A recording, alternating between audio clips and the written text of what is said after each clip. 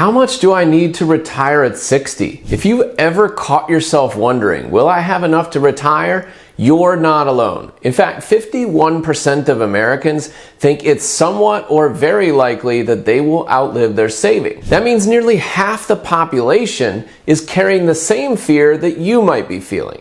And it's no surprise, retirement planning can feel like trying to hit a moving target in the dark. But today we're going to shine a light on the numbers that actually matter and show you why that you might be better off than you think. Let's start with the data. According to a recent report from Kiplinger, the average retirement savings for someone at age 60 is $537,000. That sounds like a decent chunk of change, right? But that average doesn't tell the full story. It gets inflated by a small group of people with very large portfolios. That's why the median, which gives us the true middle point, is a better indicator. And for 60-year-olds, the median retirement savings is only $185,000. So if you've saved over $185,000 by 60, believe it or not, you're ahead of more than half the population. That alone should feel like a small victory. But still, most people don't just want to compare. They want to know, is what I have going to be enough? As you know, I hate rules of thumb. Personal finance is just that. It's personal. But we still seek out generalizations to give us an idea of where we stand. One of the most common guidelines people hear is the so-called 8X rule. It was started by Fidelity, and it claims that you need about 8 times your gross income in savings to retire comfortably. So if you make $100,000 a year, this model says that you need $800,000 after taxes stashed away. But here's the issue. It's based on some pretty rigid assumptions. The 8X rule assumes that you only live on 45% of your pre-retirement income, and that will stay pretty constant throughout retirement. It assumes that you'll receive a Social Security benefit, but I'm not sure how much it assumes. It assumes that you invest in a target date asset allocation fund and get the historical returns it's earned in the past. It assumes you live to age 93 and that you withdraw at a constant rate forever. And remember, it's assuming that money is after taxes. So lots of assumptions here that may or may not apply in your situation. It doesn't take into account how your life and your spending naturally shifts in retirement. It doesn't take into account how the average life expectancy of an American who makes it to age 60 is 82.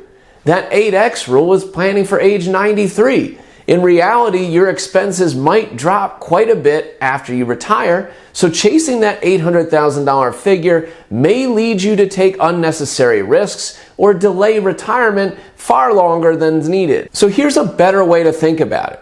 Once you're retired, your spending will likely go down. What? Really? Well, some of your biggest expenses start disappearing. Your mortgage might be paid off. You're no longer supporting kids, or at least hopefully not. You're not paying tuition anymore, and you're not commuting or paying for work clothes. That alone can shave thousands off your annual budget. The JP Morgan study of 5 million Chase households that I've discussed in other videos shows real evidence that retirement spending often declines over time. Check out this chart from the study showing the spending of the average household with $250K to $750K in assets. These aren't multi-millionaires, they're many Americans around the country. So let's say your pre-retirement lifestyle costs you about $100,000 per year. After retiring, you may only need about 75% of that, or $75,000 per year. And we're not just guessing here. This reduced spending pattern is something we see play out over and over again with real retirees we work with. It also lines up with what's known as the smile or the smirk approach to retirement spending. Years ago, in my practice, I modified my financial planning to incorporate the SMILE spending strategy rather than the outdated expenses increased by inflation every year. I found that early in retirement, my clients often spend more on travel, hobbies, or new experiences. These bucket list items that you couldn't do when you're working. Then things really slow down in the middle years. Less travel, fewer big expenses, and more time with the family. And finally, healthcare costs may rise toward the end of life. But on the whole, it's not a flat line or a steadily increasing line like financial planners used to teach. It actually looks like a smile curve. And I believe it's a much better and realistic way to plan for retirement. See the forest through the trees is more than a channel. It's a community. Get a private membership for just $2.99 a month and get perks like early video access. Click that join button to learn more. All right, now that we've estimated your retirement budget at $75,000 per year, the next question is, how much of that needs to come from your savings? Well, don't forget Social Security. If you are earning over $100,000 annually, your monthly Social Security check could be around $2,500. That's $30,000 per year. So right away, that $75,000 you need drops to $45,000 if your Social Security is tax-free. And if you're married, your spouse might qualify for half of your benefit, adding another $15,000, which drops your required income from savings even further to just $30,000 per year. Well, that's a huge difference from where we started. Instead of stressing about coming up with $100,000 per year from your own savings, now you only need to cover $30,000. Suddenly the idea of retiring doesn't seem so far off, does it? So with this new number in mind, let's reframe your savings target.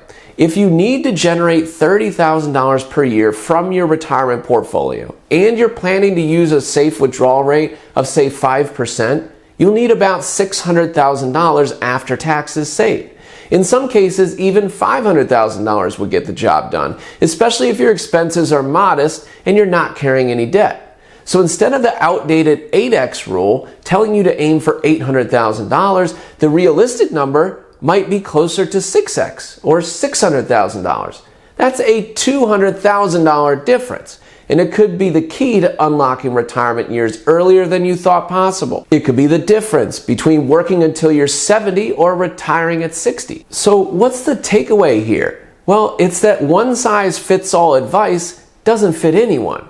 Your lifestyle, your savings, your goals, they're all unique, which means your retirement plan should be too. Personal finance is just that. It's personal, so stop using rules of thumb. The biggest mistake that people make is trying to fit their real life into a formula built for averages. And that mistake can cost you years of your time. Time that you could be spending with your family, traveling, volunteering, or doing whatever brings you joy. This is why a personalized plan makes all the difference. You don't need to guess and hope with your retirement savings. You need a clear roadmap based on your numbers and your lifestyle. So let's bring it full circle with a final reminder. Retirement isn't linear. Most people spend more in their early retirement years traveling, renovating, upgrading vehicles, buying vacation homes. That's the first third of the smile.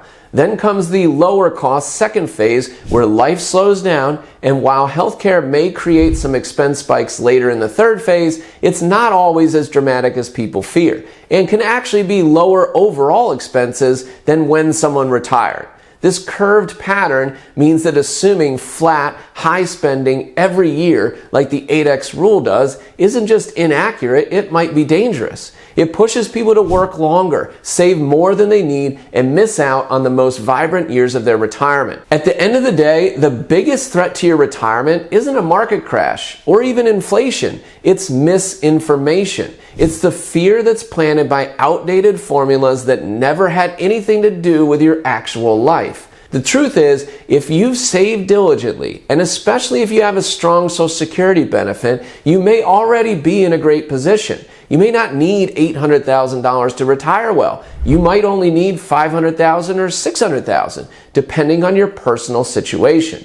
That realization alone can be life-changing. So don't let a rule that's designed by a financial firm like Fidelity tell you how long to work or how much joy you're allowed to have in retirement. Run your real numbers. Build a real plan and make sure you're not giving up precious years of your life just to chase a goal that never fits you in the first place. Because retirement isn't about hitting someone else's target, it's about living life on your own terms. If you own a business and are interested in optimizing your financial planning, you can get started working with me by visiting celestialwm.com and clicking the Start Here tab to schedule an initial call.